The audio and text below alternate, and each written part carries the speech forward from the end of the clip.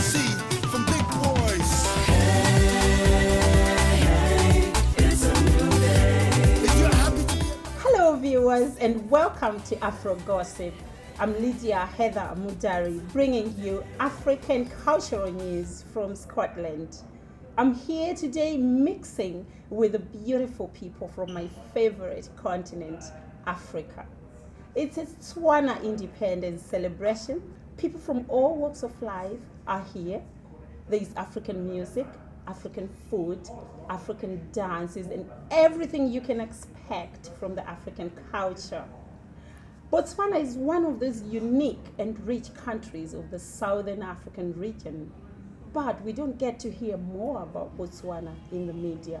I've got Dorcas from Botswana.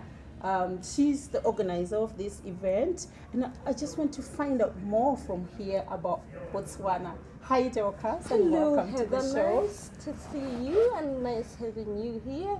We are actually excited about today because it's the 45th anniversary of Botswana independence. Wow. So, because again in Edinburgh we've not heard this before, we just thought let's bring people together and celebrate in Scotland, because like you say, Botswana is one of the places that are not talked about. Yes. And again, if you get places in Africa, normally you get bad stories. So we really are proud to bring this nice story of independence. Since 1966 we gained independence, and it's been good really. We've been lucky to have good presidents, good governance, but yeah, that's why we are celebrating. You've got the Botswana flag there, Yeah. blue, white, and black. Yeah. Does that symbolize anything? Or it's Yes, I just think colors? the black is for black people and white for white people, and that's the sea. And the sky, the blue sky. Lovely. The blue sky. Although, because we are landlocked, so that one is for the sky. Lovely. For And this is one of the African paws that you use making food in Botswana. Yes, I brought this just to get in touch with my African. I will always bring stuff. Okay. Yeah. So I brought this, and that is the sorghum mealie meal, which we then turn into African beer. That's Bojalova Stswana, Bojalova Ron. This reminds me of my grannies back home. Whenever there's a wedding, the first thing you have, you'll see old women coming in to start brewing it, because that will probably take weeks. Yeah. So that's a good sign, a big sign. So I Yes. thought, why not bring it here? And before that happens, before they make the beer, they actually make this pot as well. Well, normally, Like- because I've never really seen them make it, it's always been there. Okay. Because we keep water in here to make it cool. Actually, it really does, and that's why they put it here, because it keeps it cool. You don't have freezing. Let's go back to the roots. I wanna go back to the roots. Let's take it back to the roots. Africans, yeah. I told you, we don't die, we multiply. Let me introduce to you, Femi Kuti. Yes, sir. Lila boy, sing your call. I'm sitting here with one of the popular musicians here in Scotland of the African origin, Samba Sen from D1 band. They performed tonight. Everybody had fun. Everyone was on the floor and people were just dancing. So I would like to know more about your music. It's described as smooth African funk. Yeah, because in Africa we like to dance, we like to eat beautiful food, we like to smile, and the music we're playing is literally for parties. Make people happy, gather people. We also do like themes whereby we're running like an awareness campaign, to initiate our young Africans who are here, who are born here. Because I was lucky enough to be born in Africa, so I grew up there. I learned so much about my tradition, my music, before I came over. Okay. So it wasn't difficult for me to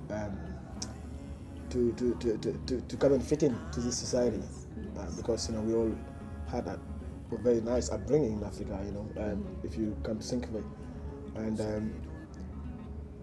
it's been a pleasant journey. It's been a pleasant journey because meeting such people like Rise Kavana, or meeting Jules from Senegal. So these are kind of people who are driving me in a way to keep me focused, because I've spent 12 years in Scotland. It would have been so easier for me just to change, which is something I'm proud of, because every time I go home, people don't think I'm still living in Scotland.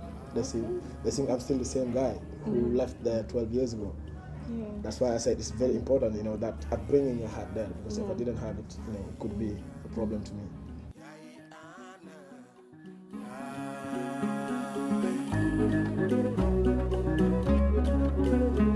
Hi, Irene. Hi Heather, thank you very much for taking the time to come to celebrate with us today in Edinburgh to mark 45 years of Botswana Independence Day. And I understand you're not from Botswana. That's absolutely right. I'm actually from Kenya, but not very far from Botswana. Okay, We're just the Far East. So if I may ask, what's in it for you? What's in it for us is the promotion of unity and showing that as Africans in the diaspora, we are working together regardless of our countries of origin, and it's also to demonstrate the diversity. As you can see, the event that's attended tonight, we have Scottish people, we have people from the whole world. Really. It's amazing. Yes. From all walks of life coming together like that, dancing, singing, and eating together. Yes. Well Yes. done to you. Yes, and also we want to showcase the African culture. As you could see, we had the traditional Botswana dance, and of course we have you here tonight. Young Afro people Gossip. living here, especially young people of the African origin, they are more inspired with Western music, American, and all that. Why is that? What do you think that is? Well, I'm not surprised, because when I was growing up as well, my first times to play guitar, we played pop music. Okay. The Western music, rock and roll music. And because, well, we grew up in the 70s, which our country was colonized by the British, everything was British. Every music, streets, names, and everything. So to play pop, that was the only chance you can be heard. If you try to play these other music, you were not going to be played on the radio, you're not going to be on the television. And also that the regime, the late regime, were scared in case we are talking about them or we are making an awareness, which at the end of the day, it became like that. People like Thomas Mafumo became putting awareness into their songs. And that's when Chimurenga and all that came about.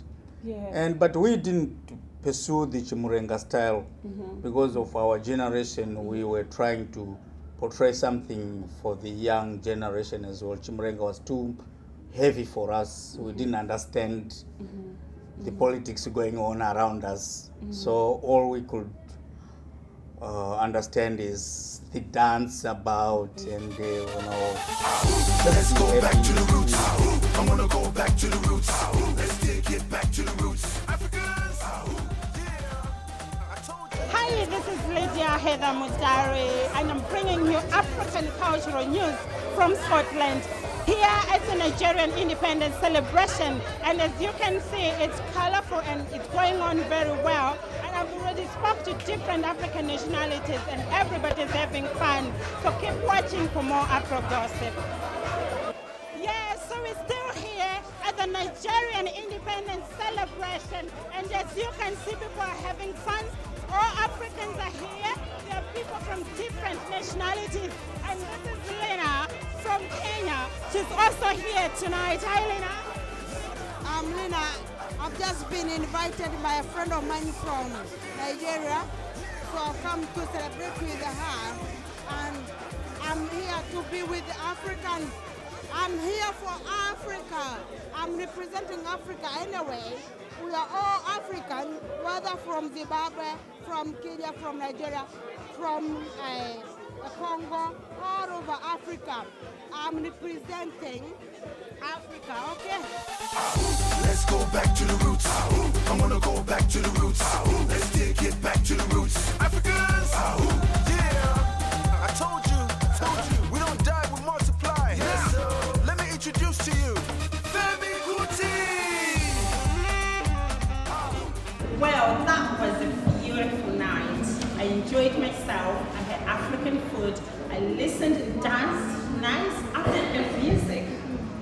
Well, thank you very much, viewers, for joining me, and please do join me next time with Afro Gossip, when I'll be bringing you more African culture.